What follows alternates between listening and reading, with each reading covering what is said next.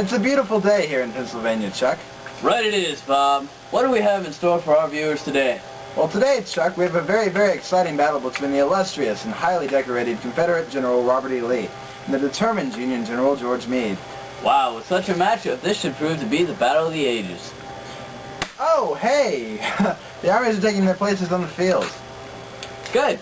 Let's go to our in-the-field correspondent, Steve. Steve. Well, the Federal cavalry was the first to show up here in Gettysburg, but soon Confederate troops showed up and the firefight began. Troops from each side are coming in droves, with Lee's Napoleonic famine proving to be very effective. Each new brigade crashing into the flank of the Army of the Potomac, giving them no pause for breath. Yes, Steve, things are sure heating up down there. Sounds like Lee's forces are off to a great start. Eh, Chuck?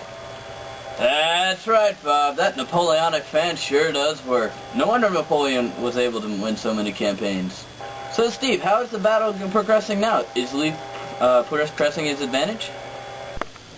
Well, to be honest, no he's not.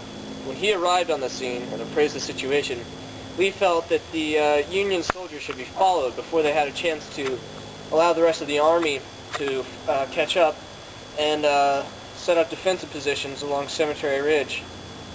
So he ordered General Ewell, commander of the 2nd Corps of the Army of Northern Virginia, to pursue and attack the fleeing Yankee soldiers. However, Ewell hesitated, and most of the army was able to catch up with the front troops before he ever really got around to attacking. And they were able to set up strong defensive positions. Since Ewell didn't attack, Meade was able to call in the entire Army of the Potomac, a force 80,000 strong, which would then take up defensive positions along Cemetery Ridge. Well, it looks like both armies are in position, and this will probably be a great battle to witness. But why don't we hear from a word from our sponsors? When you buy a Snyder Enfield rifle, you buy accuracy and reliability. Imported from Great Britain, this is one of the best guns on the market. If you ain't got a Snyder Enfield, you ain't got nothing.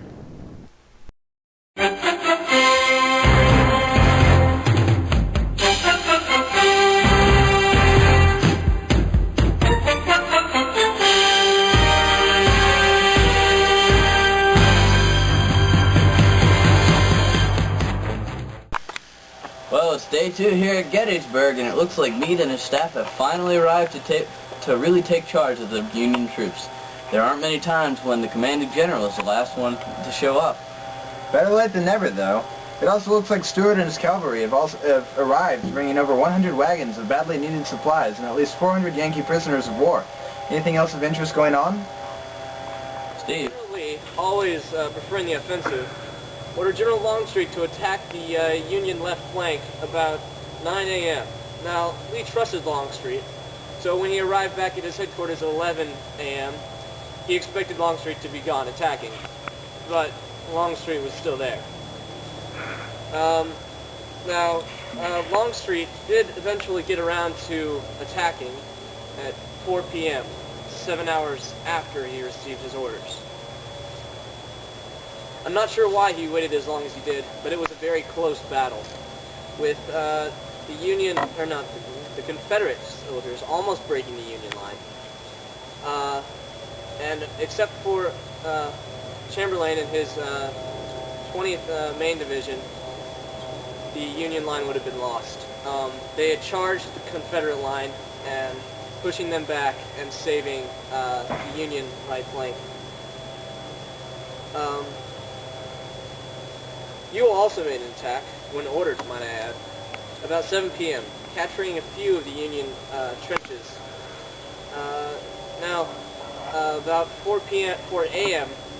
The next morning, on July 3rd, Union artillery opened up fire on the soldiers inside the trenches, followed by an infantry charge, forcing the Confederate soldiers back out of the trenches.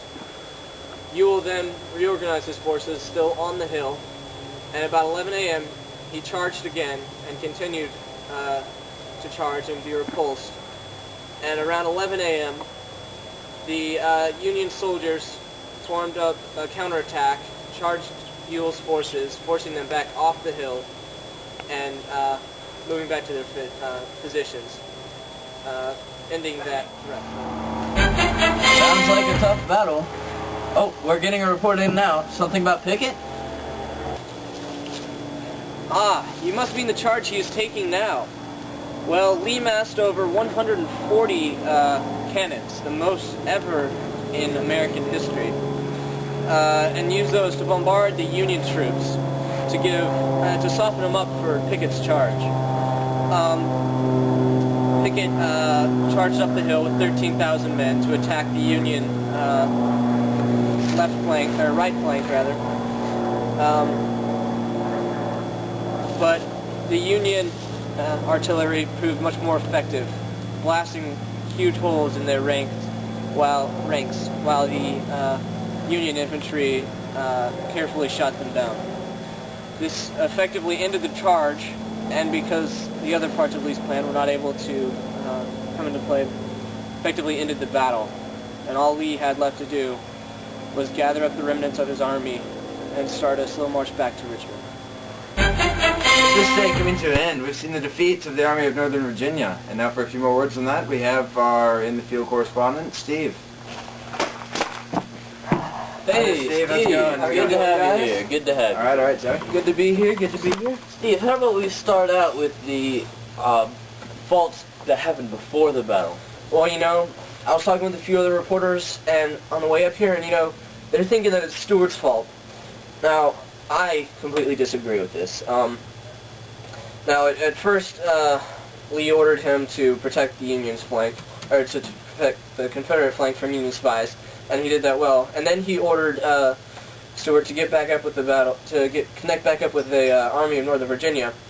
And he was a little late in doing this, and he had to go all the way around the Union Army, but there was no other way for him to do it.